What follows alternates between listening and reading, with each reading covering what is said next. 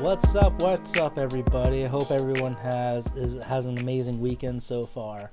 I know I have. I just got over the vid, aka COVID, so I'm feeling great. It's pretty great.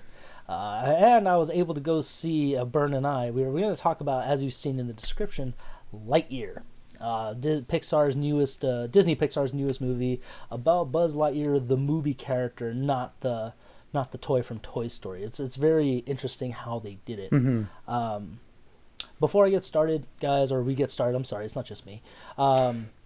Don't forget to hit the like button, ring the bell, and don't be afraid to throw down that subscription button as well. Just because, again, we do appreciate everything, guys, especially all the views and stuff. It's all you ranters are always welcome. So thank you again, guys.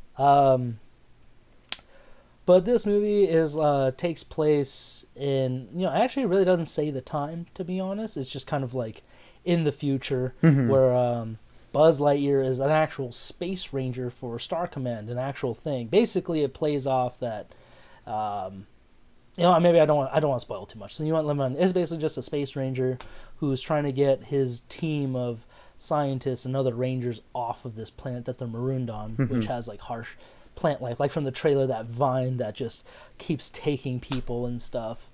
And in doing so, he just keeps moving forward in time. And it's not the greatest Pixar Disney movie, nowhere near bad at all in my opinion, but goddamn, Disney and Pixar, they still know how to make you cry. Mm-hmm. It's just, there was one scene I was like just tears down my face throughout the movie. Good thing I didn't have anyone sitting next to me, because I'm just like, I don't want people to see me crying, but I was physically wiping my face. I was like, just, it is so sad, such a tearjerker, but overall very funny. Animation is on point as always.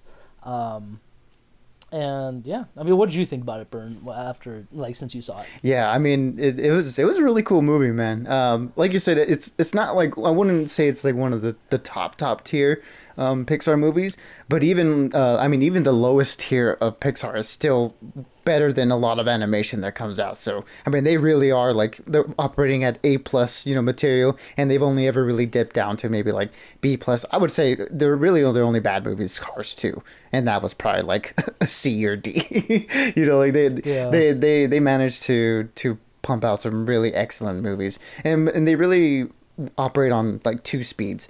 One is like those really like heartfelt talking about the human condition movies, like Inside Out, Soul, Coco, and then sometimes they have these like more lighthearted fun movies like Cars or like The Incredibles and stuff. And I would say this is like sort of like in that vein. We got our emotional movie earlier this year with Turning Red, exploration of puberty and all that stuff, and this one we just get to have Pixar's version of a sci-fi summer blockbuster movie, and one of a character that we all know and love. Especially people of our generation that grew up with the first Toy Story movie.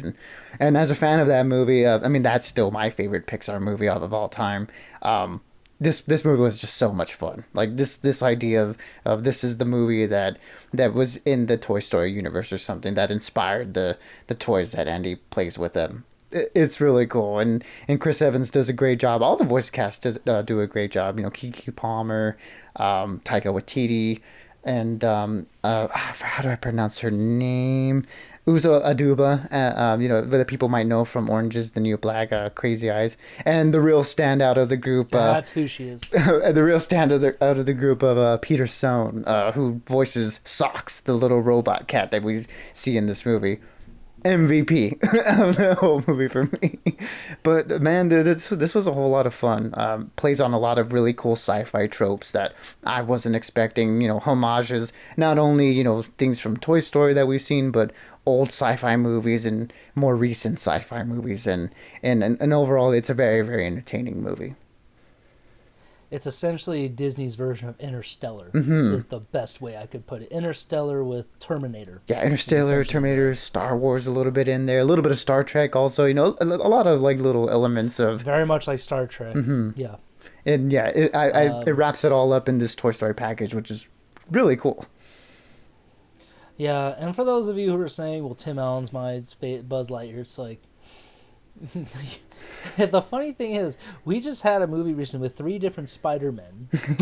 We were supposed to have a movie with three different Batman. No, two different Batmen in it. We have six people who play Batman over the years. Like, I think that whole argument of there's supposed to be one character. I think you can throw that out the window. In all honesty, if you're not fans of those things, then you be you. But for those of us who kind of seen everything and you're still bothered by it, it's like you kind of got to get over yourself a little bit. Because Chris Evans doesn't disappoint. He's proven that he can be a great voice actor, and it's like, dude, I want to see what more else he can do in both animation and other stuff outside of Marvel. So yeah, and even if you wanted to think about it logically, right? Like whenever we have characters in a movie, like actors that play those characters, when we get the toys that do the voice, that have like the little voice function, it's never that actor doing those like voice roles. So it's like it makes sense that the voice would sound different, as if Lightyear is the movie and the Toy Story figure is the figure based off the movie. It's like, okay, I can see like there would be a difference. It wouldn't be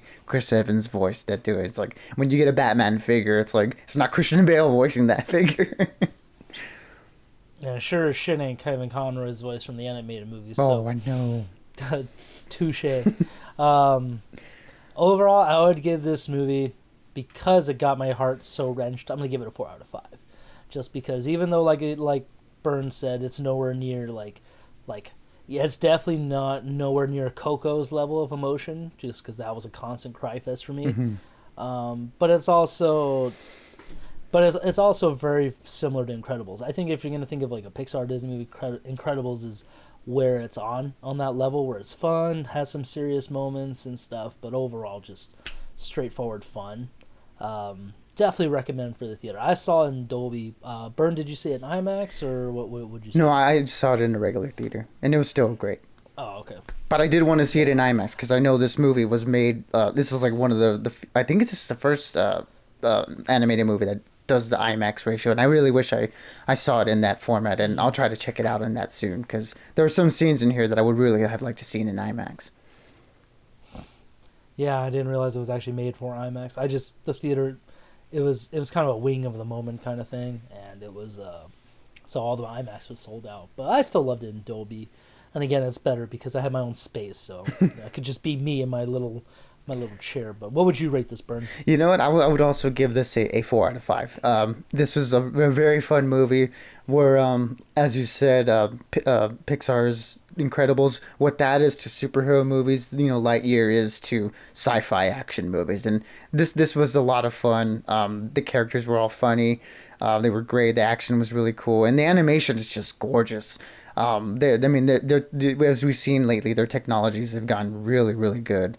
And I would say this movie is very cinematic too. With it's crazy to talk about it, but like cinematography in this movie is really epic, and they do a lot with the animation, and where you can imagine like this could very much be a live action movie. Like if they were to present it like with actual like characters and not animation, I could totally see this being a live action movie. So yeah, this was a lot of fun for me, and I think it's going to be a lot of fun and enjoyable for a lot of other people. So yeah, it's a 4 out of 5 for me. Not again, not perfect 5 out of 5s like Coco and all that other stuff, but still Pixar doesn't miss, and this is not a miss for them at all.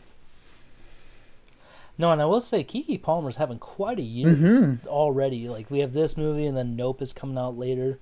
The first thing I ever saw her in was in Hustlers, where she looked a little trashy and stuff, but I'm really excited to see her in Nope. In Nope, yeah, because Jordan Peele doesn't fail. But she was really funny in this one, in Lightyear as well.